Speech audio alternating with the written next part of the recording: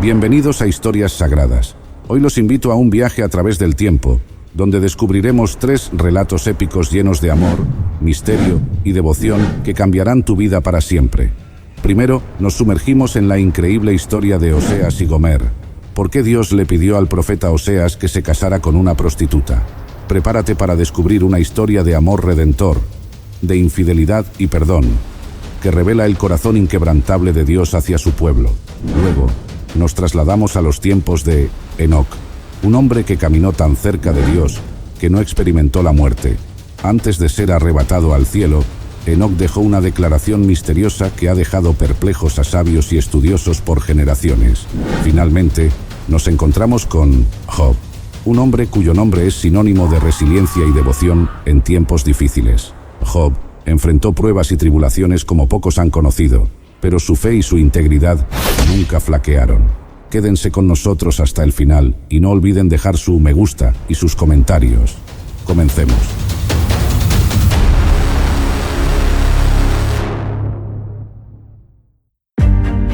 ¿A quién no le gustan las historias de amor? Creo que a todos nos agrada una historia en la que el amor reina y vence ante toda adversidad. De hecho, para que pueda hacerlo, debe ser auténtico amor. Vemos filmes que nos cuentan diferentes historias de amor. Amor por la vida, por los hijos, por la patria, pero principalmente amor por la pareja.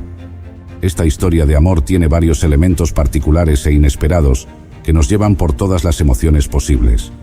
Es la historia de amor a través de la cual Dios quiere llamar nuestra atención.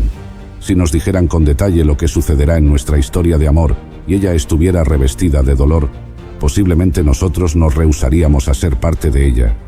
Nadie quiere sentir dolor al amar.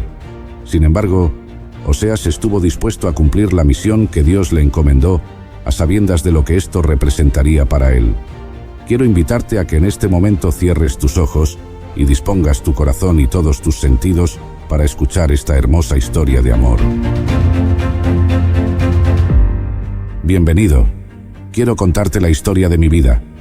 A mí se me ha llamado el profeta del corazón quebrantado, pero más bien seré recordado como el profeta del amor y la esperanza.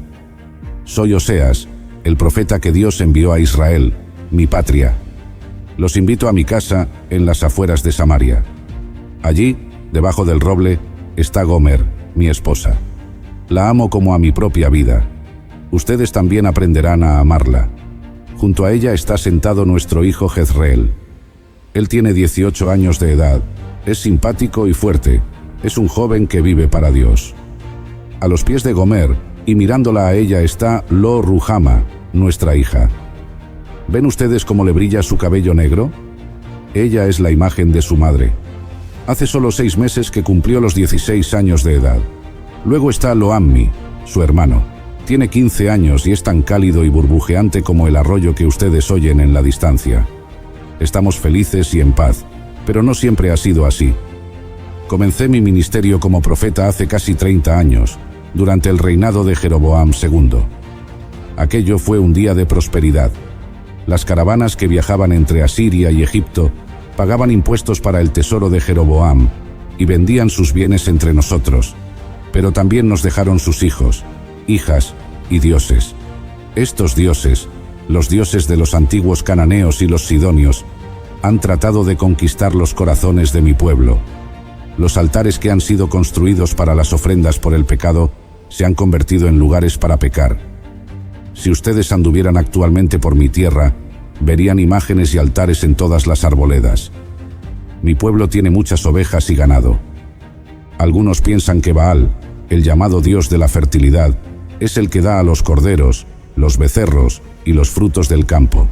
Toda ciudad tiene su lugar alto donde Baal es adorado. Hay un lugar alto no lejos de aquí. En estos días, nunca se hallan lejos de algún lugar alto mientras estén en Israel. Algunas veces oímos por la noche el ritmo de la música del sacerdote y las carcajadas de las prostitutas. La semana pasada, un hombre y una mujer que viven en la tercera casa después de la nuestra sacrificaron su bebé a Baal. Tal vez se pregunten cómo pudo el pueblo del Señor hundirse en esos caminos tan impíos. Se debe a que los sacerdotes de Dios se han apartado de él. Se deleitan en los pecados del pueblo. saborean el pecado y se lamen los labios para sacarle más gusto, y así será el pueblo como el sacerdote. Por el hecho de que los sacerdotes son perversos, el pueblo también lo es. Ciertamente, Dios hará juicio. Mi bella patria se encuentra a solo unos pocos años del día en que será destruida bajo la rueda de hierro del poderoso ejército asirio. Hace 30 años, Dios me escogió como profeta para Israel. Mi padre Beeri y mi honorable madre me enseñaron desde temprana edad a temer a Jehová, el verdadero Dios de Israel. Me enseñaron a odiar la deidad del becerro que hizo el primer Jeroboam. Nosotros oramos todos los días. Diariamente añorábamos el regreso al templo de Jerusalén. Cantábamos los cánticos de David y sentíamos un gran deseo de que viniera el Mesías. Mi ministerio ha sido siempre difícil. Los primeros 10 años fueron los días más ardientes de mi tercera década de mi vida. Mis sermones eran de fuego. Sentía dolor en mi corazón por mi pueblo. Se me ponía muy poca atención y generalmente se burlaban de mí. Cuando ya tenía 32 años de edad, Dios me dio una sacudida y pasé muchos días en oración y meditación. Me sentí solo, necesitaba compañía. Las primeras heladas del otoño habían teñido las hojas cuando fui con mis padres a visitar a Diblaim. Las actividades de mi ministerio me mantenían tan ocupado que no había visto a mi familia durante varios años. Estábamos conversando vivamente cuando pasó por la puerta una señorita, Gomer, hija de Diblaim. Yo le recordaba a ella como una niña linda y algo malcriada, pero ahora ella era una mujer de perturbadora belleza. Su cara de marfil estaba encuadrada en una rica y negra cabellera. Su sorprendente belleza me fascinó y tuve una gran dificultad para apartar mis ojos de ella. Cuando regresamos a nuestra casa aquel día, mi padre y yo hablamos de muchas cosas.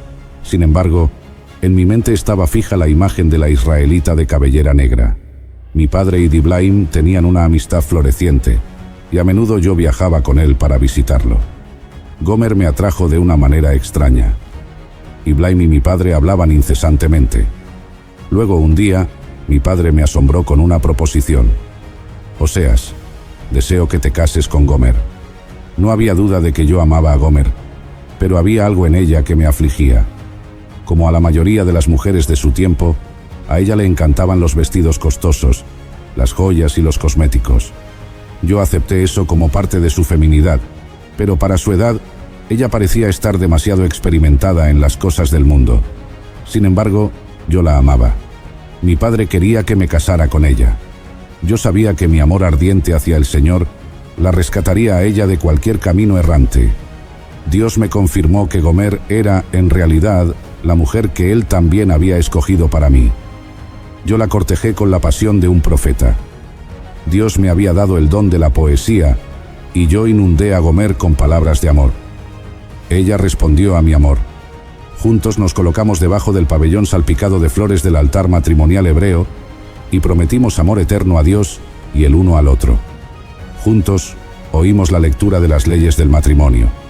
Oímos cuando se nos recordó que el matrimonio era un símbolo del matrimonio entre el Señor e Israel, nación que es su esposa. Llevé a Gomer a mi hogar. Leímos juntos el Cantar de los Cantares de Salomón. Comimos el dulce fruto de su jardín de amor. Ella fue tan refrescante para mí como el primer higo de la cosecha. Gomer parecía estar contenta con el amor de Dios y de Oseas. Yo miraba hacia el futuro con esperanza. Poco después del primer aniversario de nuestra boda, Gomer me dio un hijo. Yo busqué el rostro del Señor y supe que el nombre de él había de ser Yezreel, un nombre que constantemente le recordaría a Israel, que ciertamente vendría el juicio de Dios. Eso me hizo recordar la clase de tiempos en que vivíamos. Con el nacimiento de Yezreel, me pareció que Gomer había cambiado. Yo la sentía distante y le observaba una luminosidad sensual en los ojos. Pensé que eso era una reacción ante la responsabilidad de cuidar a nuestro hijo. Aquellos fueron días ocupados. El mensaje de Dios casi me quemaba, y yo lo proclamaba por toda la tierra. Pronto, Gomer estaba esperando otro hijo. Esta vez nos nació una hija. Dios me dijo que debía llamarse Lo Ruhama. Ese era un nombre extraño, y a mí me afligió profundamente, pues significa no compadecida, porque Dios dijo: no me compadeceré más de la casa de Israel, sino que los quitaré del todo. Después de eso, Gomer comenzó a apartarse de mí. A menudo, después de acostar a los niños, se iba y no volvía hasta el amanecer. Cada vez estaba más agotada, más lenta y rebelde. Busqué todas las maneras posibles para restaurarla y que volviera a mí, pero de nada me servían. Unos 18 meses después, nació otro varoncito. Dios me dijo que lo llamara Lo Ami, que significa no pueblo mío. Dios le dijo a Israel: vosotros no sois mi pueblo, ni yo seré vuestro Dios. Una espina me penetró en el corazón. Supe que él no era hijo mío y que su hermana no era fruto de mi amor. Eso fue un día de profunda desesperación. Ya no podía cantar los cánticos de David. Tuve quebrantamiento de corazón. Después que Lo Ami fue destetado, Gomer se alejó completamente de mí y no volvió. Yo me convertí en padre y madre de los 3 niños. Sentí una plaga en mi alma. Mi ministerio parecía paralizado por la desobediencia de mi esposa. Me parecía que mis oraciones se hundían, pero luego el Señor me sacudió. Llegué a entender que Dios iba a usar mi experiencia como una ilustración de su amor por Israel. Volví a sentir amor por Gomer y comprendí que no podía abandonarla. La busqué por toda Samaria. La encontré en la destartalada casa de un israelita carnal y disoluto que no tenía medios para sostenerla. Le imploré a ella que regresara. Ella despreció mis súplicas. Con el corazón quebrantado regresé a casa con los hijos y gemí y oré. Se me ocurrió un plan. Fui al mercado y compré alimento y ropa para Gomer. Compré las joyas y los cosméticos que a ella le encantaban. Luego busqué en privado a su amante. Él sospechaba que yo había llegado para hacerle mal. Cuando le dije mi plan, una sonrisa socarrona se le dibujó en la cara. Si yo no podía llevar a Gomer a casa, mi amor no me permitía verla en necesidad. Yo le proveería todo lo que ella necesitara para que ella pensara que tales provisiones le venían del amante. Nos estrechamos las manos por el buen negocio. Él tuvo dificultad para cargar las provisiones. Yo le seguía en las sombras. Ella salió a recibirlo con regocijo y lo cubrió de amor. Le dijo que esperara fuera de la casa mientras ella se cambiaba la ropa sucia y desgastada por la nueva. Después de un tiempo que pareció ser de horas, ella volvió a aparecer vestida con radiante esplendor, como la Gomer que vi el primer día en el hogar de su padre. Su amante se acercó para abrazarla, pero ella lo rechazó y la oí decir: no. Ciertamente, la ropa, la comida y los cosméticos no vienen de tu mano, sino de la mano de Baal que da todas estas cosas. Estoy resuelta a expresar mi gratitud a Baal, sirviéndole como sacerdotisa en el lugar alto. Eso fue como si de repente me hubieran encerrado entre piedras. No me podía mover. La vi cuando se retiró.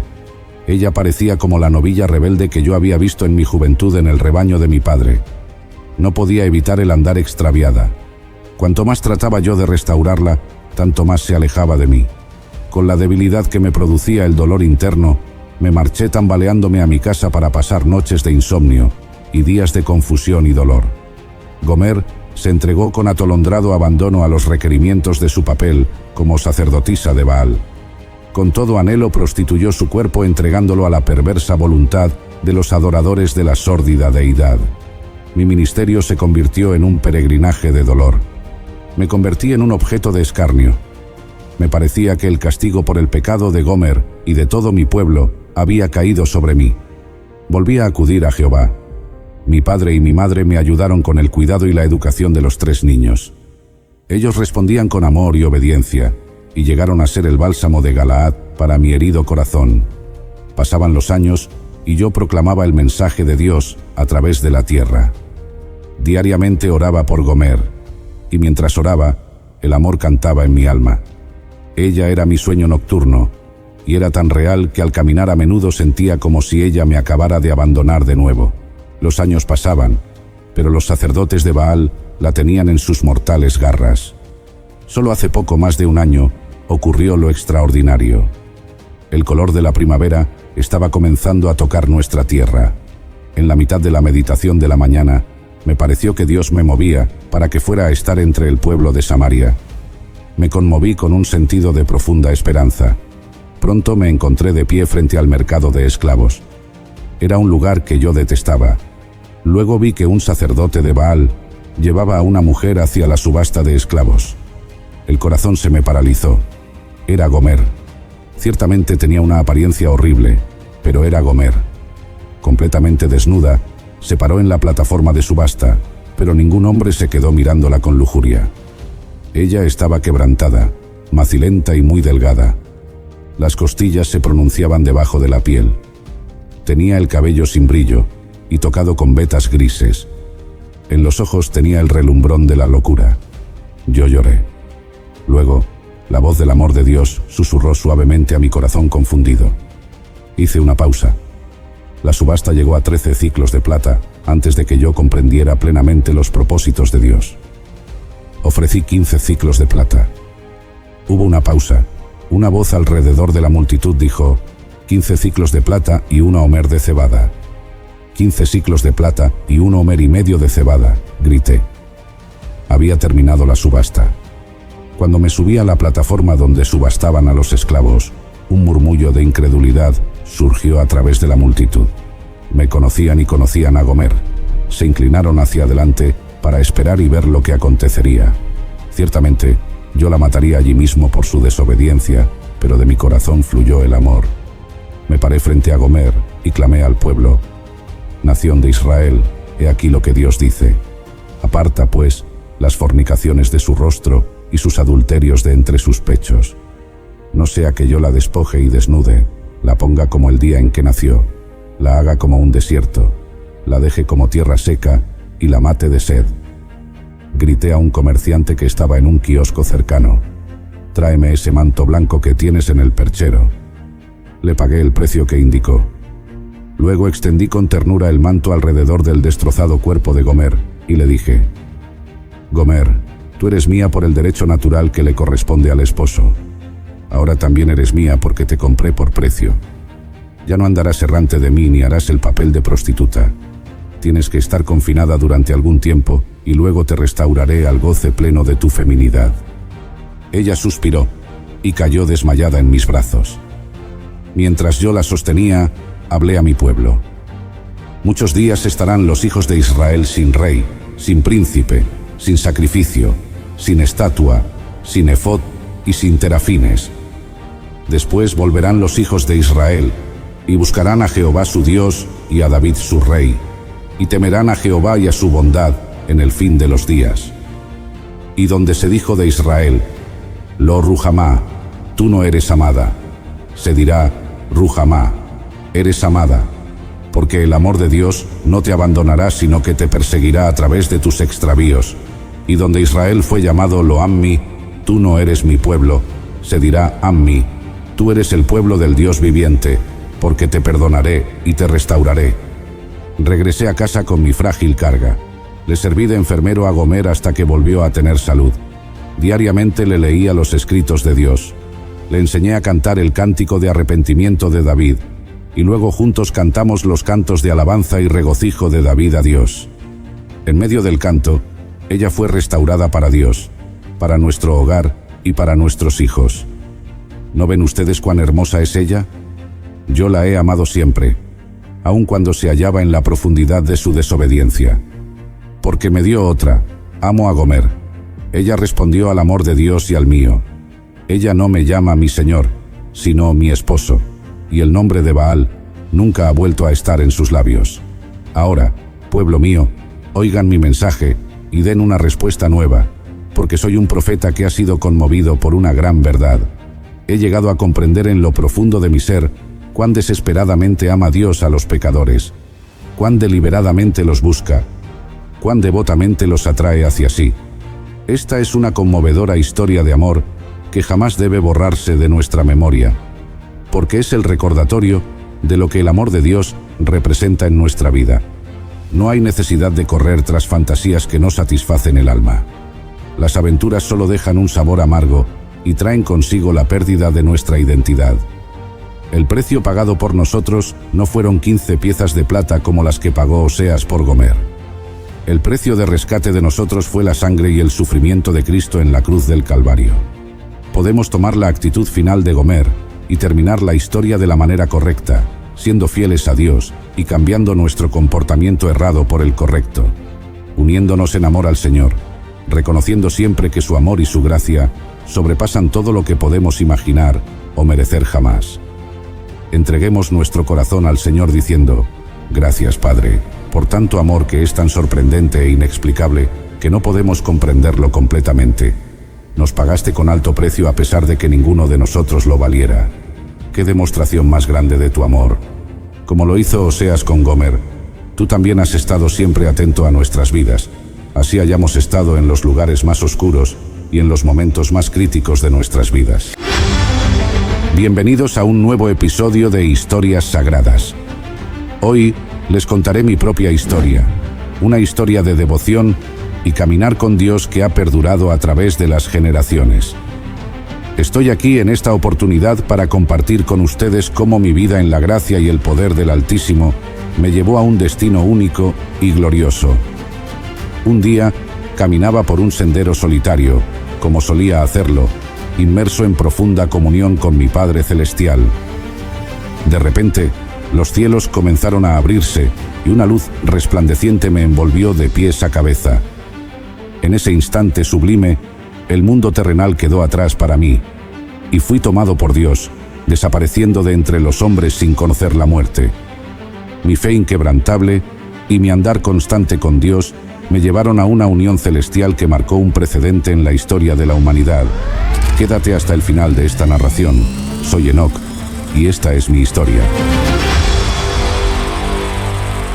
En los días de antaño, cuando la tierra aún estaba en su juventud y los hombres vivían vidas largas y llenas de acontecimientos, la existencia estaba marcada por el trabajo, la familia y la lucha entre el bien y el mal.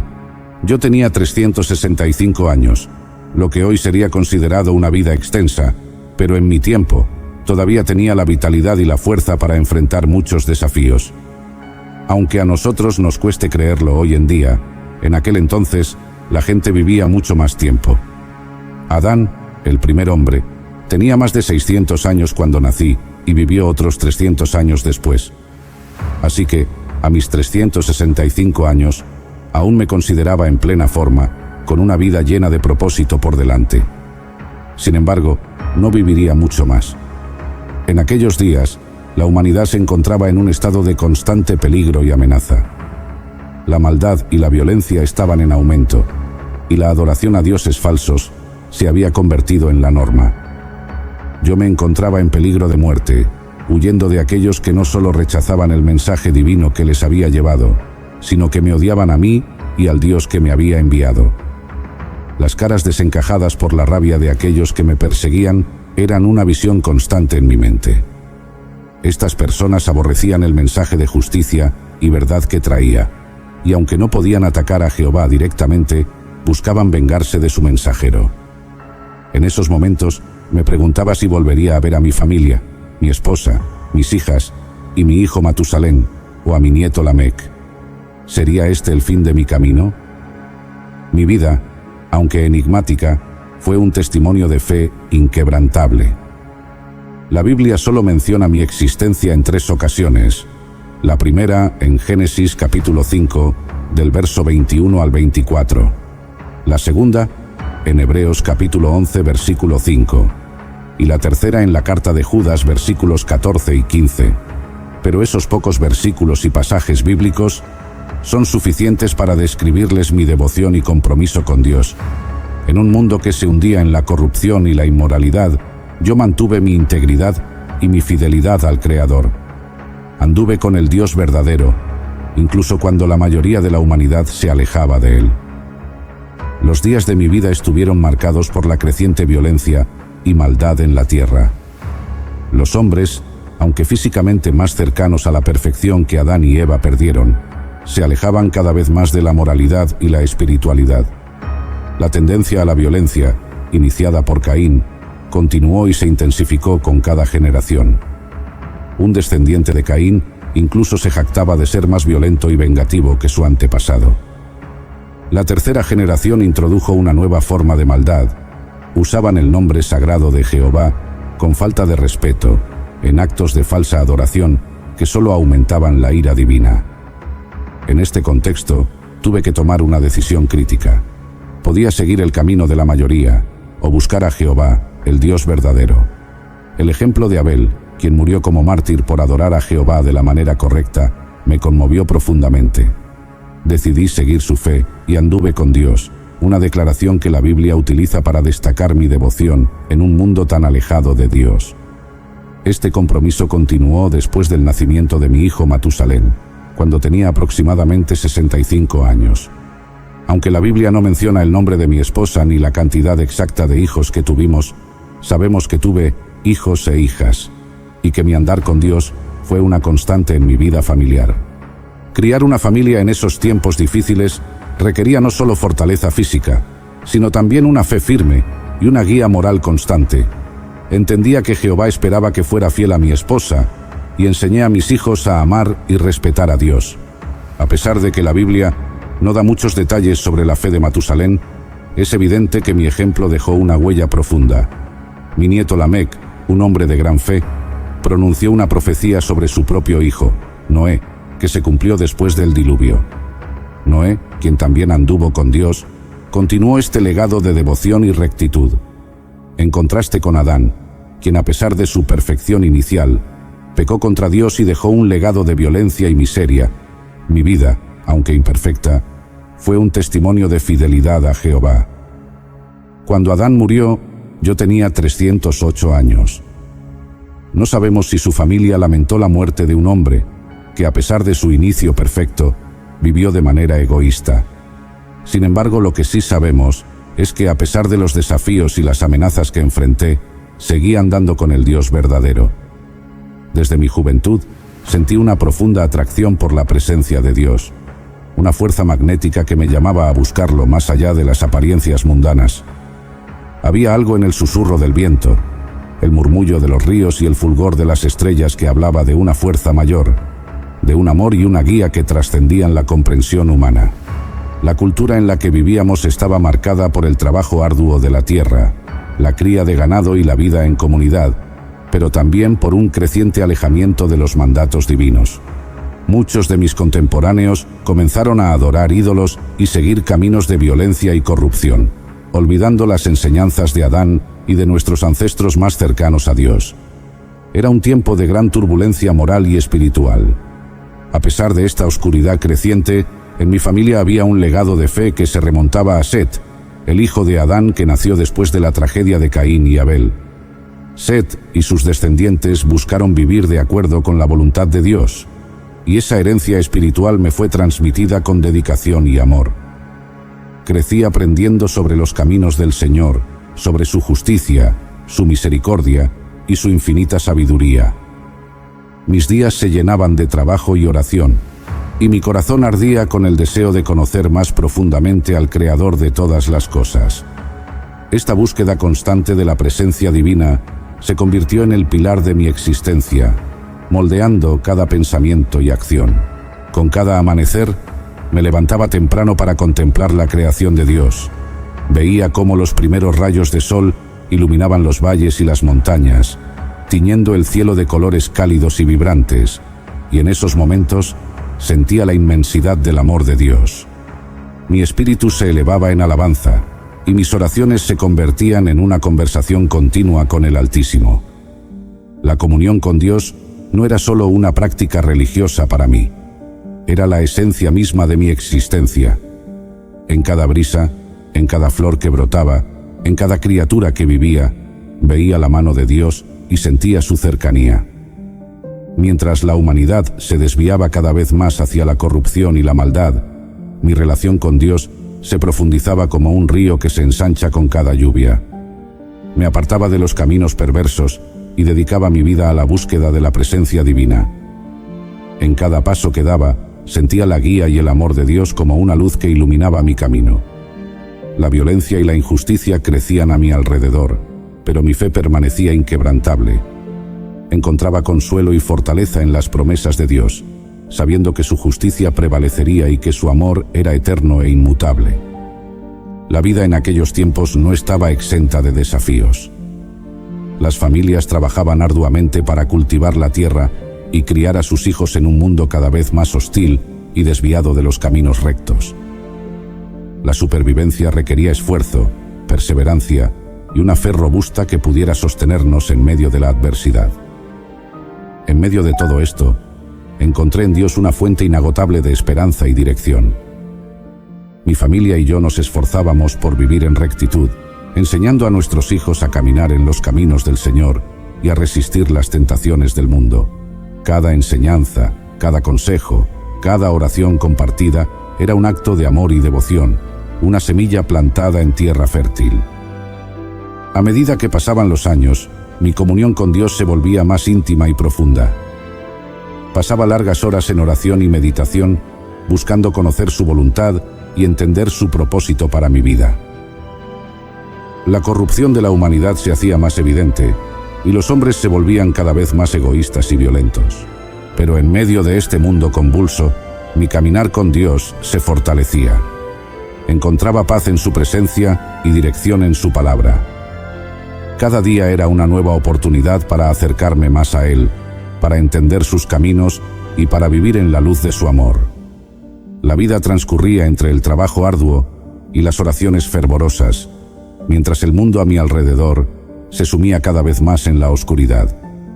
Con cada día que pasaba, la humanidad se alejaba más de los caminos del Señor, entregándose a la violencia, la idolatría y la corrupción. Los descendientes de Caín continuaban su legado de venganza y brutalidad, jactándose de sus actos de maldad. Era un tiempo donde el nombre de Jehová era profanado, utilizado sin reverencia, y la adoración verdadera se volvía cada vez más rara. A medida que envejecía, aunque en términos de mi época aún era un hombre joven a mis 365 años, mis responsabilidades se incrementaban.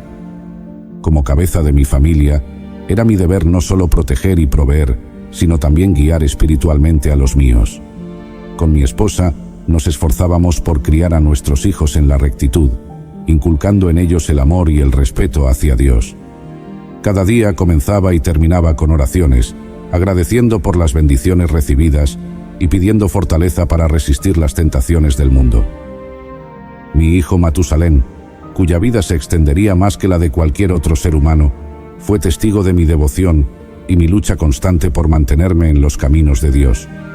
Aunque la Biblia no detalla su fe, su longevidad y su posición en la genealogía divina sugieren que fue un hombre bendecido. Su hijo, Lamec, también se destacó por su fe, profetizando sobre el futuro de su hijo Noé, un hombre que jugaría un papel crucial en la historia de la humanidad. El ejemplo de Noé, que anduvo con Dios como yo lo hice, es un testimonio del impacto de un legado de fe. Aunque no llegamos a conocernos, mis acciones y mi dedicación a Jehová dejaron una marca en mi descendencia. Las historias de mi andar con Dios fueron transmitidas de generación en generación, inspirando a mis nietos y bisnietos a seguir los caminos del Señor. Sin embargo, mi vida no estaba exenta de peligros. El mensaje divino que llevaba a las gentes de mi tiempo no era bien recibido. Era un mensaje de arrepentimiento, de retorno a la verdadera adoración de Jehová, y esto despertaba la ira de aquellos que se habían entregado a la maldad. Había momentos en los que, tras haber proclamado la palabra de Dios, me encontraba huyendo, mis pensamientos llenos de preocupaciones por la seguridad de mi familia. Me preguntaba si volvería a ver a mi esposa y a mis hijos, si mis palabras de advertencia y esperanza tendrían algún efecto duradero. El peligro acechaba a cada paso, pero mi confianza en Dios nunca flaqueaba. Sabía que Jehová me había llamado a ser su mensajero y que, sin importar las dificultades, debía continuar andando con Él. Las visiones de rostros enfurecidos, los gritos de aquellos que rechazaban la verdad, eran constantes recordatorios de la oposición que enfrentaba. Pero en medio de todo, encontraba consuelo en las palabras de Dios, en su promesa de justicia y redención.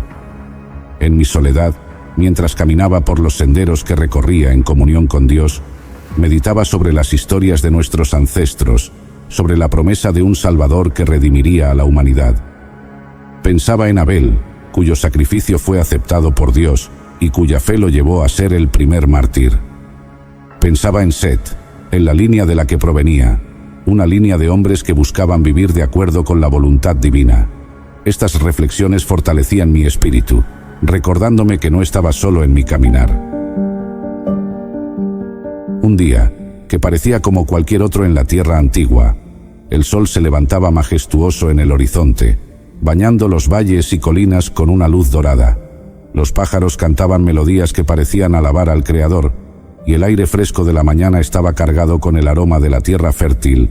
Me encontraba caminando por un sendero solitario, como tantas veces lo había hecho, sumido en una profunda comunión con Jehová. Mis pensamientos eran una mezcla de oración y meditación, buscando siempre entender más de su voluntad y su amor eterno. El entorno estaba en calma, una paz que solo podía ser interrumpida por la presencia divina. Mientras caminaba, sentí una presencia inusual, una sensación de expectación que hacía que cada fibra de mi ser estuviera alerta. Los árboles susurraban entre sí, como si compartieran un secreto celestial. La luz del sol parecía intensificarse, pero no era solo la luz del día. Una luminosidad extraordinaria comenzaba a inundar el sendero por el que caminaba. De repente, el cielo empezó a abrirse de una manera que nunca había visto antes. Era como si las puertas del cielo mismo se deslizaran, revelando una luz brillante y pura, una luz más radiante que 1000 soles juntos. Mis ojos, aunque maravillados, no sentían dolor al contemplarla. Al contrario, era una luz que invitaba, que abrazaba y que sanaba. En ese instante, me sentí envuelto por esta luz divina. Era como si el mismo Jehová me estuviera tomando en sus brazos. Mi corazón latía con una mezcla de asombro y paz. Podía sentir el amor y la santidad de Dios envolviéndome, penetrando cada parte de mi ser. Mis pies se levantaron del suelo, y el peso de mi cuerpo, junto con las preocupaciones terrenales, desaparecieron. Ya no sentía la gravedad de este mundo. En su lugar, una ligereza celestial me elevaba. El mundo terrenal quedó atrás en un abrir y cerrar de ojos. Los sonidos de la tierra, el canto de los pájaros, el murmullo de los ríos, todo se desvaneció, reemplazado por una armonía celestial. Era como si los coros de ángeles se hubieran unido en una sinfonía divina, cada nota resonando con la gloria y la majestad de Dios. En medio de esta melodía celestial, mi espíritu se sentía más vivo y vibrante que nunca. La luz, que al principio me envolvía desde fuera, ahora parecía emanar también desde dentro de mí. Sentí una transformación completa, un renacimiento.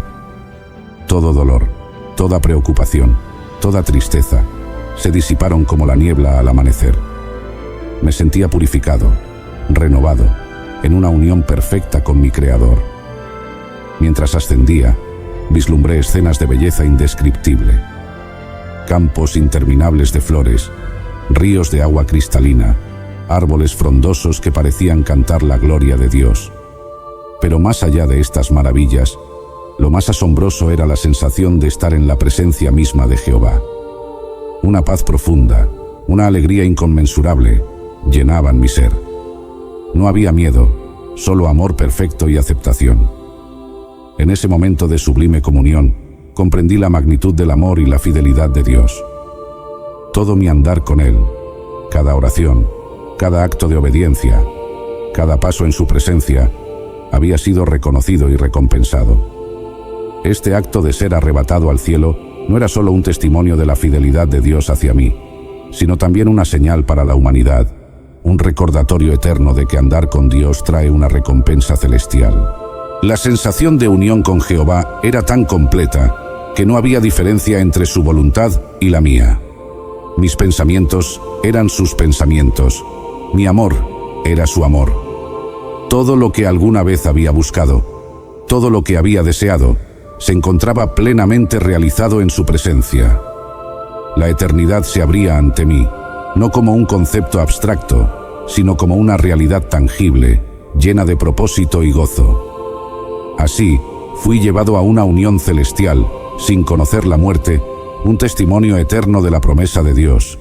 Este acto no solo coronaba mi vida de fe, sino que también se erigía como una esperanza y certeza para todos aquellos que quieran caminar con el Creador. Mi historia, aunque breve en los escritos sagrados, es un testimonio de lo que significa andar con Dios en medio de la adversidad y la corrupción del mundo. Que sirva como inspiración para todos aquellos que buscan vivir en rectitud, que cada paso en el camino de la vida esté guiado por la luz y el amor de nuestro Padre Celestial.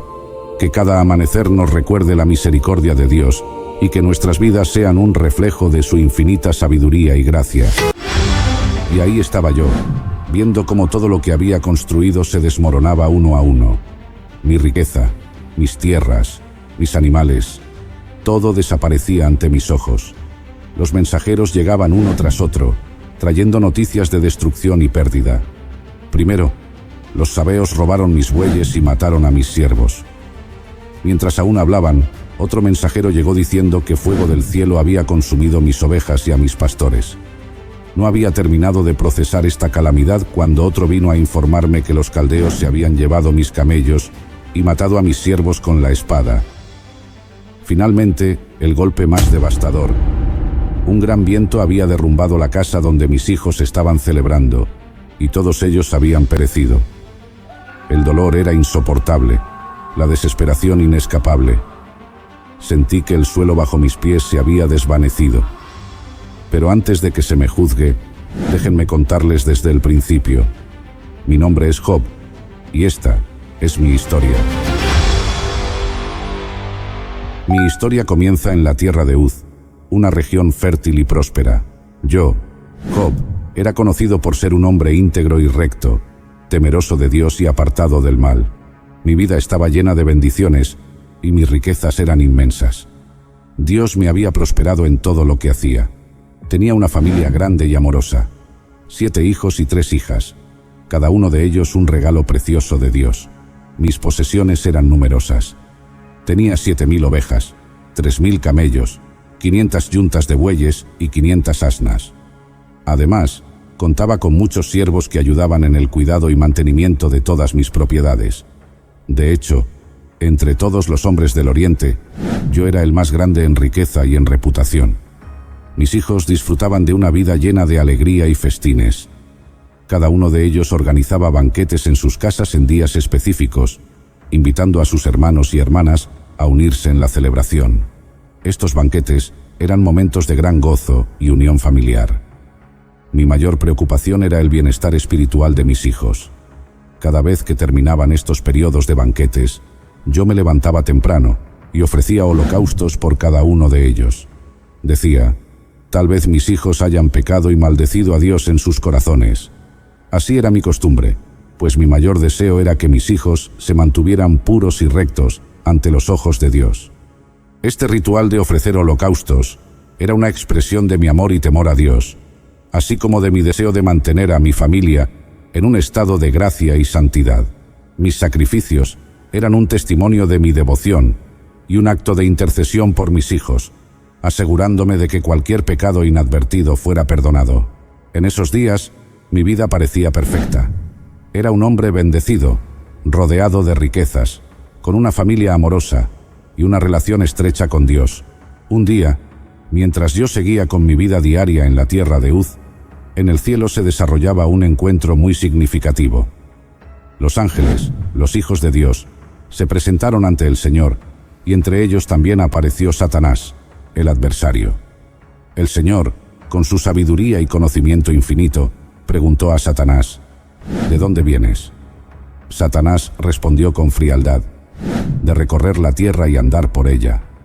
Sus palabras, aunque simples, escondían sus intenciones de observar y causar estragos en la creación de Dios.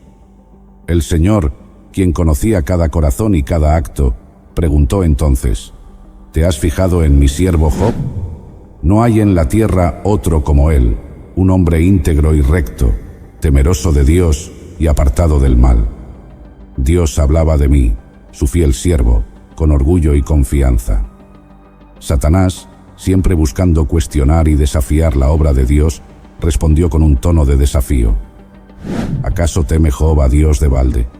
¿No le has cercado tú a él y a su casa y a todo lo que tiene? Has bendecido la obra de sus manos, y sus bienes han aumentado en la tierra.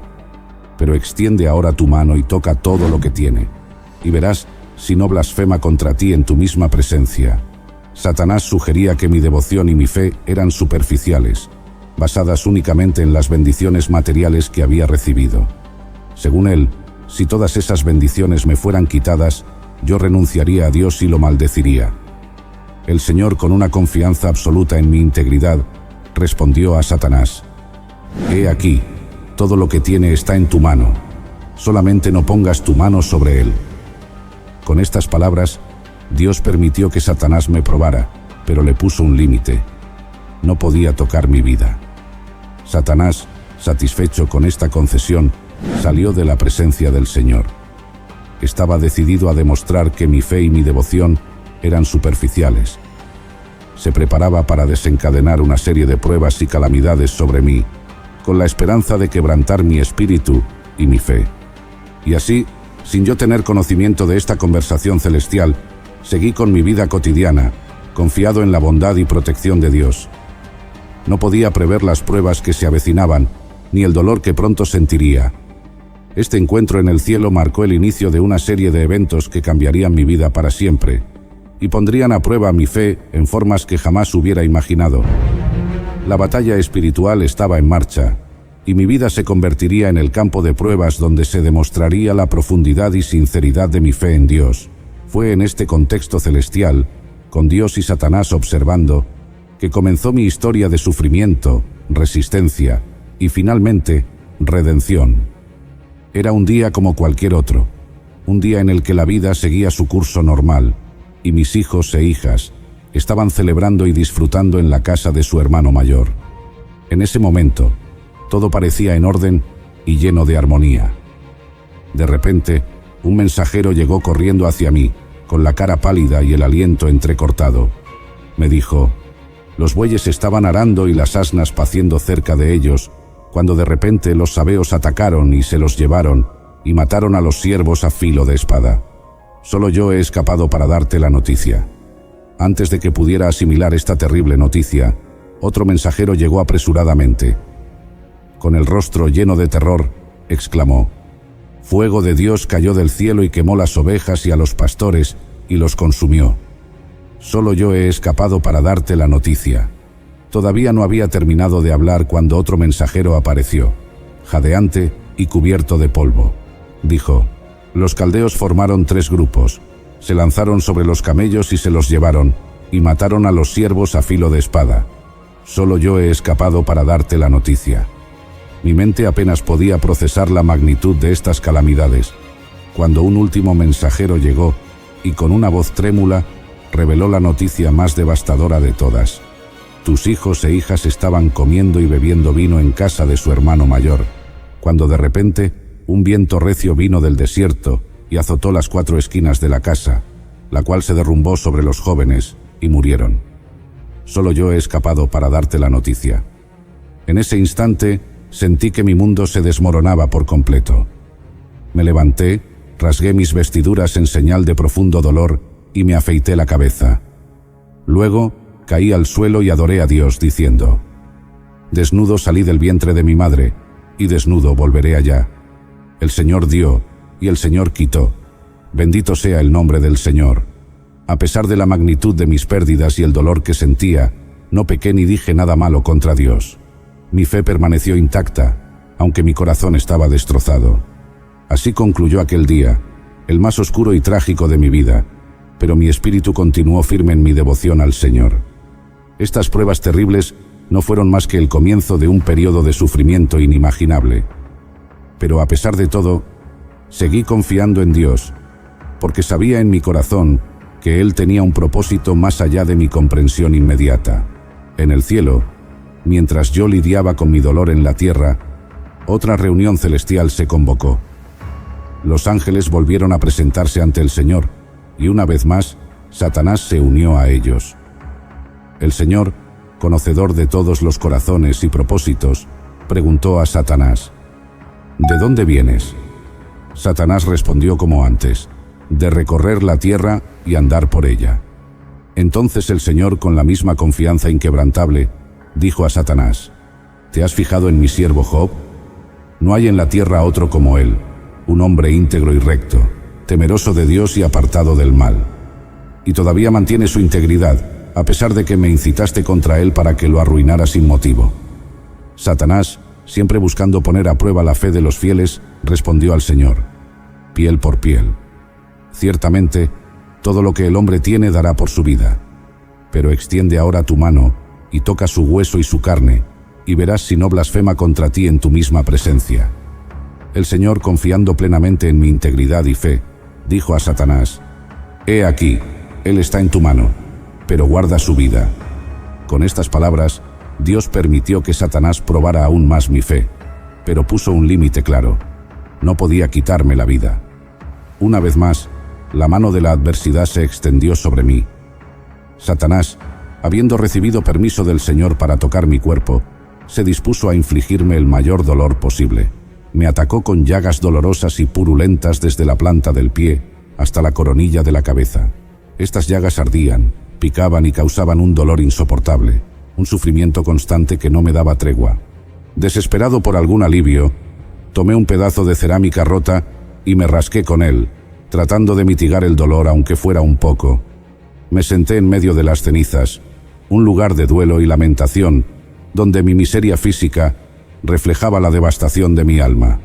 En medio de este tormento, mi esposa, quien también sufría al verme en tal estado, me dijo: ¿Todavía mantienes tu integridad? Maldice a Dios y muérete. Sus palabras, llenas de desesperación y frustración, reflejaban el inmenso dolor que ambos estábamos enfrentando. Ella no entendía cómo podía seguir siendo fiel a Dios después de todo lo que habíamos perdido y sufrido. Con un esfuerzo que solo Dios podía sostener, respondí: Hablas como una mujer insensata. Aceptaremos el bien de Dios y no el mal. A pesar de todo el dolor y la pérdida, no podía renunciar a mi fe. Sabía que Dios, en su sabiduría, tenía un propósito más allá de mi comprensión. En todo esto, no pequé con mis labios. Mi sufrimiento era profundo y mi dolor inimaginable, pero mi fe permanecía firme. Aceptaba tanto las bendiciones como las pruebas de Dios, confiando en su justicia y amor, incluso cuando todo parecía perdido. En medio de mi sufrimiento, la noticia de mis desgracias llegó a oídos de mis 3 amigos. Ellos eran Elifaz de Temán, Bildad de Suaj y Zofar de Naamat. Estos hombres, amigos fieles y preocupados, decidieron venir a verme y consolarme en mi tiempo de angustia. Cada uno dejó su hogar y emprendió el viaje hacia Uz, acordando encontrarse para brindarme apoyo y consuelo en conjunto. Cuando finalmente llegaron a mi hogar, me vieron desde lejos, pero casi no pudieron reconocerme debido a mi lamentable estado. Mi cuerpo estaba cubierto de llagas, mi figura había cambiado, y el dolor se reflejaba en cada aspecto de mi ser. Al verme así, ellos levantaron la voz y lloraron. En señal de luto y solidaridad, cada uno rasgó su manto y se arrojaron polvo sobre sus cabezas, un acto que simbolizaba su profunda tristeza y duelo por mi condición. Se acercaron y se sentaron conmigo en el suelo, en medio de las cenizas. Durante 7 días y 7 noches permanecieron a mi lado sin decir una palabra. Veían que mi dolor era muy grande, más allá de lo que las palabras podían consolar. Después de 7 días de silencio, mis amigos finalmente comenzaron a hablar, y el primero en dirigirse a mí fue Elifaz el temanita. Con un tono de compasión y sabiduría, Elifaz comenzó a expresar su punto de vista sobre mi sufrimiento. Elifaz creía firmemente que el sufrimiento era una consecuencia directa del pecado. Según él, Dios es justo y no castiga sin motivo. Por tanto, si yo estaba sufriendo tan intensamente, debía ser porque había cometido algún pecado grave. Elifaz trató de recordarme que aquellos que siembran injusticia cosechan desgracia. Me aconsejó examinar mi vida y mis acciones, sugiriendo que mi sufrimiento era un llamado a arrepentirme y corregir mis caminos. Elifaz me animó a acercarme a Dios y presentarle mi caso. Me dijo que si me volvía a Dios y confesaba mis pecados, Él seguramente me escucharía y me devolvería la prosperidad y la felicidad. Según Elifaz, Dios era misericordioso y justo, y estaba dispuesto a perdonar y restaurar a aquellos que se arrepienten sinceramente. Sin embargo, sus palabras, aunque bien intencionadas, no resonaban con mi experiencia y mi conocimiento de mi propia integridad. Respondí a Elifaz con dolor y frustración, diciéndole que dejara de pensar que yo era culpable. Le expliqué que su lógica no se aplicaba a mi situación. Sabía en mi corazón que no había cometido ningún pecado que mereciera tal castigo. Le pedí que considerara mi inocencia y que entendiera que mi sufrimiento no era una simple ecuación de causa y efecto. Mi respuesta reflejaba mi desesperación y mi lucha interna. Sentía que mis amigos, en lugar de consolarme, estaban aumentando mi dolor al acusarme injustamente. Mi deseo era que comprendieran la complejidad de mi situación y que reconocieran que, a veces, el sufrimiento podía ocurrir sin una razón aparente o justa. Después de las palabras de Elifaz, fue Bildad el suita quien tomó la palabra. Con un tono más severo y directo, Bildad expuso su punto de vista sobre mi sufrimiento. Bildad creía que yo me negaba a aceptar que había pecado y que, por lo tanto, sufría como consecuencia de mi obstinación. Según él, la justicia de Dios era incuestionable y perfecta. Dios no pervertía el derecho ni torcía la justicia. Si yo estaba sufriendo tanto, era porque debía haber cometido algún pecado, y mi negativa a admitirlo solo prolongaba mi agonía.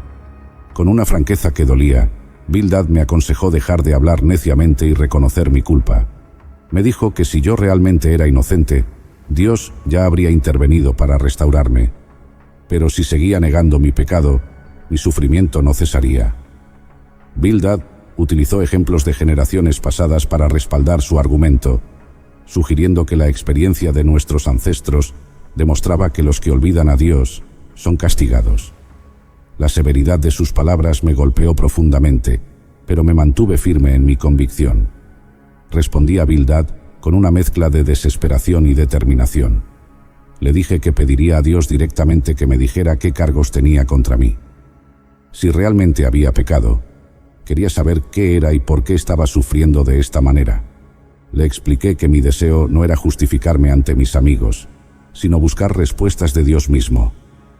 Sentía que solo Dios podía esclarecer la razón de mi sufrimiento, y solo Él podía proporcionar el consuelo y la justicia que buscaba. Mi fe en la justicia divina era inquebrantable, incluso en medio de mi dolor.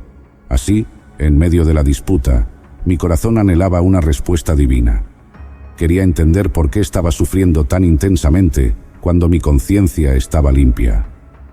La respuesta de Dios era mi única esperanza para encontrar paz y significado en medio de mi tormento.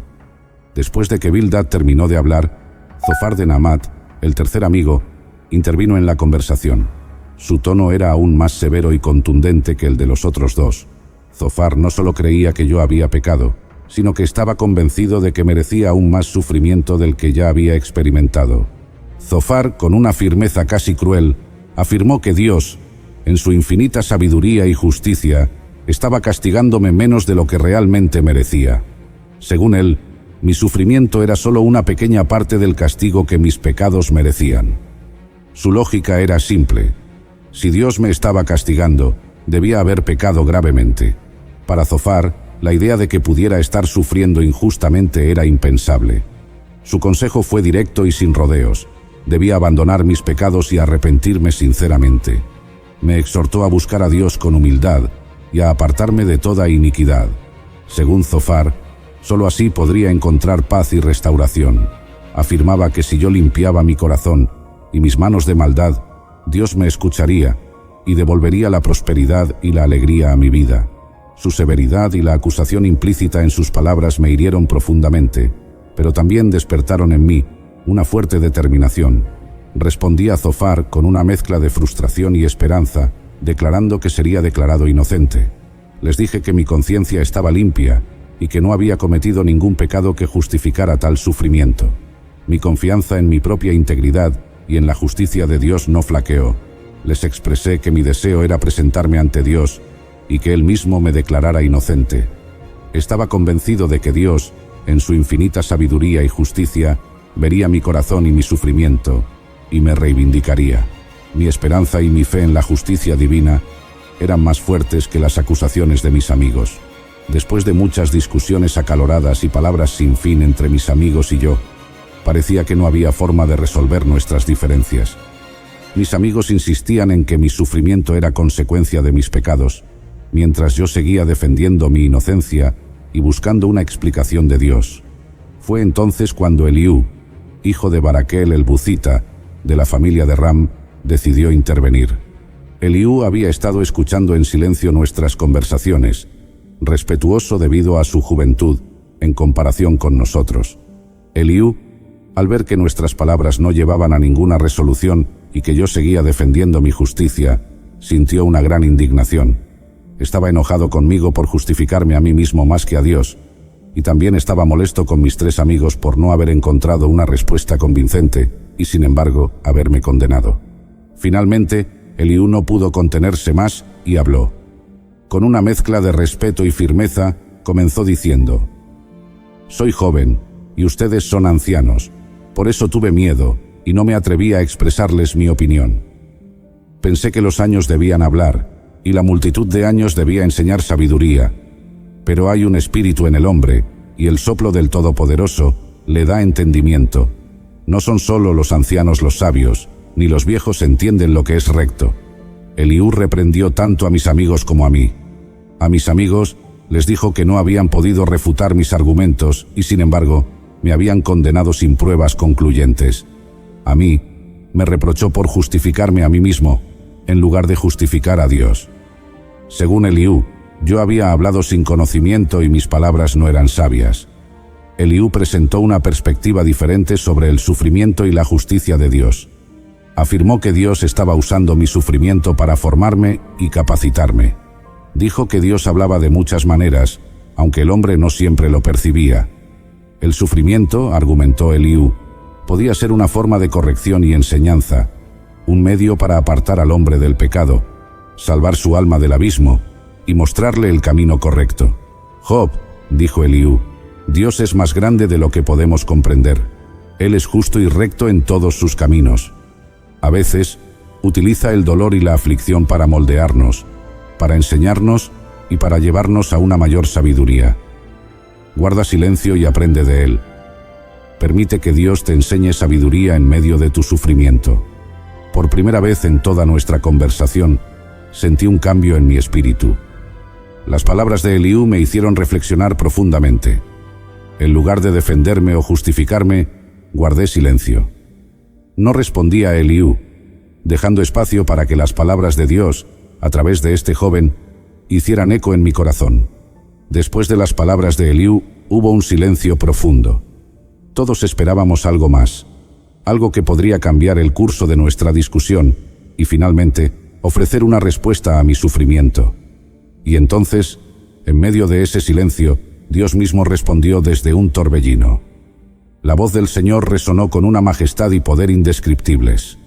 Dios no me dio una explicación directa del porqué de mi sufrimiento, sino que me confrontó con la inmensidad de su sabiduría y el vasto alcance de su creación. El Señor me dijo: «¿Quién es este que oscurece mi consejo con palabras sin conocimiento? Ciñe ahora tus lomos como un hombre. Yo te preguntaré, y tú me contestarás.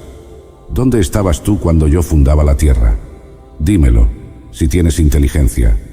¿Quién ordenó sus medidas, si lo sabes? ¿O quién extendió sobre ella cordel?». Dios me llevó a través de una serie de preguntas que resaltaban la complejidad y la maravilla de su creación. Me habló de los cimientos de la tierra, de los mares, de las constelaciones y de las criaturas del mundo. Cada pregunta subrayaba mi pequeñez y la vastedad de su conocimiento y poder. Me preguntó sobre la lluvia, los relámpagos, los animales salvajes y las aves del cielo. Su voz me hizo entender cuán limitado era mi entendimiento y cuán grande era su sabiduría. El Señor continuó: «¿Puedes tú atar los lazos de las Pléyades o desatar las cuerdas de Orión? ¿Puedes tú hacer salir a su tiempo las constelaciones de los cielos o guiar a la Osa Mayor con sus hijos? ¿Conoces tú las ordenanzas de los cielos? ¿Puedes establecer su dominio en la tierra?». A través de estas preguntas, Dios no me explicó la razón específica de mi sufrimiento. En cambio, me mostró que su sabiduría y planes son mucho más grandes de lo que yo podía comprender. Me enseñó que no tenía el conocimiento necesario para discutir con el Todopoderoso y que debía confiar en su soberanía y justicia, incluso cuando no entendía mis circunstancias. Finalmente, confrontado con la majestad y la grandeza de Dios, mi espíritu se quebrantó. Respondí al Señor con humildad y arrepentimiento. Yo hablaba de cosas que no comprendía, cosas demasiado maravillosas para mí, que no sabía. De oídas te había oído, pero ahora mis ojos te ven. Por tanto me aborrezco, y me arrepiento en polvo y ceniza. Reconocí mi pequeñez y mi falta de entendimiento. Me di cuenta de que, aunque había intentado defender mi justicia y buscar respuestas, lo más importante era confiar en Dios y su sabiduría infinita. En medio de mi sufrimiento y búsqueda, finalmente vi la grandeza de Dios de una manera nueva. Entendí que la verdadera paz y contentamiento vienen de confiar en el Señor, incluso cuando no comprendemos el porqué de nuestras pruebas. Después de que expresé mi arrepentimiento y humildad ante Dios, algo notable sucedió. Dios no solo me respondió, sino que también se dirigió a mis amigos, Elifaz, Bildad y Zofar, que habían estado conmigo durante todo este tiempo de sufrimiento. El Señor dijo a Elifaz el temanita: «Mi ira se ha encendido contra ti y contra tus dos amigos, porque no han hablado de mí lo recto, como mi siervo Job. Ahora pues, tomen 7 becerros y 7 carneros, vayan a mi siervo Job y ofrezcan un holocausto por ustedes mismos, y mi siervo Job orará por ustedes. Porque ciertamente a él aceptaré para no tratarlos con afrenta, porque no han hablado de mí con rectitud, como mi siervo Job». Mis amigos, al escuchar estas palabras, hicieron lo que el Señor les ordenó.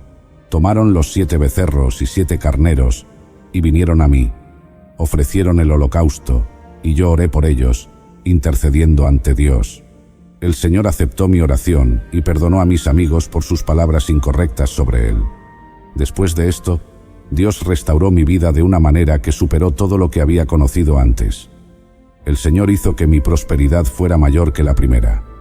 Me bendijo con el doble de todo lo que había poseído antes. Mis amigos y familiares vinieron a consolarme y celebrar conmigo, y cada uno me dio una pieza de dinero y un anillo de oro. El Señor bendijo el último estado de mi vida más que el primero. Tuve 14.000 ovejas, 6.000 camellos, 1.000 yuntas de bueyes y 1.000 asnas. Además, Dios me bendijo con 7 hijos y 3 hijas. Mis hijas eran las más hermosas de toda la tierra, y les di una herencia entre sus hermanos, lo cual era inusual y un signo de la gran bendición de Dios. Llamé a la primera hija Jemima, a la segunda Cesia y a la tercera Kerenapuk. Estos nombres reflejaban la belleza y la gracia que habían regresado a mi vida. Viví 140 años después de mi restauración, y vi a mis hijos, a los hijos de mis hijos, hasta la 4ª generación. Mi vida se llenó nuevamente de bendiciones, prosperidad y alegría, mucho más allá de lo que había conocido antes de mis pruebas.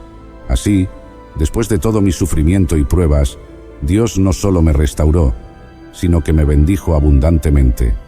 Mi nombre es Job, y mi historia es un testimonio de la fidelidad, la justicia y la misericordia de Dios, que siempre tiene un propósito en nuestras vidas, incluso en medio del sufrimiento más profundo.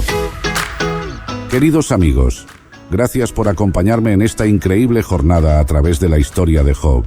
Si esta historia tocó su corazón y les inspiró, les invito a que se suscriban a nuestro canal para no perderse más contenidos como este. No olviden darle me gusta al video y compartirlo con sus seres queridos para que también puedan ser bendecidos por estas enseñanzas. Nos encantaría saber sus opiniones y sugerencias, así que dejen sus comentarios abajo. ¿Qué otras historias de la Biblia les gustaría escuchar? Su participación es muy importante para nosotros. Recuerden, su apoyo al suscribirse, compartir, comentar y darle me gusta nos ayuda a seguir creciendo y a llevar más palabras de esperanza y fe a más personas. Gracias por ser parte de esta comunidad y por permitirnos ser una luz en su vida. Nos vemos en el próximo video. Bendiciones para todos.